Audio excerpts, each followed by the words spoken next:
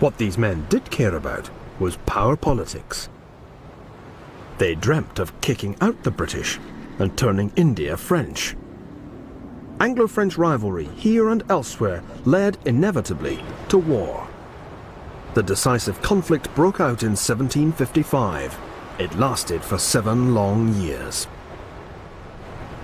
The 7 Years' War is one of those arcane conflicts beloved of a certain kind of dusty schoolmaster. You can almost imagine having to swat up the causes and consequences for some ghastly exam. Yet this 18th century Armageddon was every bit as much a world war as the great global conflicts of the 20th century. The fighting raged from Calcutta to Canada, from Manila to Madras. And what was at stake was nothing less than the future of empire itself. Would the world be British?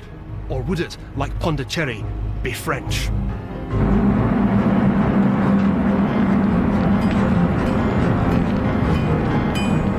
The answer lay in Britain's shipyards. The Prime Minister William Pitt, the grandson of the East Indian interloper Thomas Pitt, ordered an enormous and expensive naval build-up. The Royal Dockyards became the largest industrial enterprise in the world. It was the first indication of the British ability to harness industry to the cause of empire. The Royal Navy doubled in size to a total of more than 300 ships. If you want a simple answer to the question, why Britain? It was the economy, stupid. The huge naval build-up was only possible because the British had something the French didn't have: loads of money. Or rather, the ability to borrow it. The financial institutions copied from the Dutch at the time of King William now came into their own, allowing Pitt's government to spread the cost of war by selling low-interest bonds to the public. By comparison, the French were reduced to begging or stealing. So finance was the key. Behind every naval victory stood the national debt.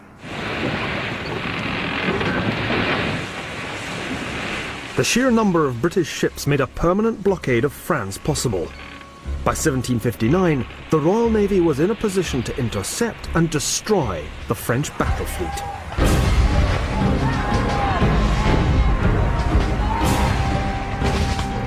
But in truth, the French were sunk financially before a single cannon was fired at sea, because France was a bad credit risk. Like his Spanish ally, the French king was an absolute monarch with a reputation for not repaying his debts. So his government could only borrow at ruinous interest rates. This was the turning point for the French dream of global empire. Out in the French colonies, the effect of the naval blockade was devastating. With their supply lines cut, the French simply couldn't hold out. The capture of Quebec handed Canada to the British. The French sugar islands in the Caribbean fell too. And in 1762, their Spanish allies were bundled out of Cuba and the Philippines. That same year, the French surrendered the fort here at Gingy. By then, all their bases in India had been captured. The struggle for world mastery between Britain and France wasn't yet over. It would drag on with only a few intermissions until 1815. But the 7 Years' War decided one thing for sure: India would be British, not French.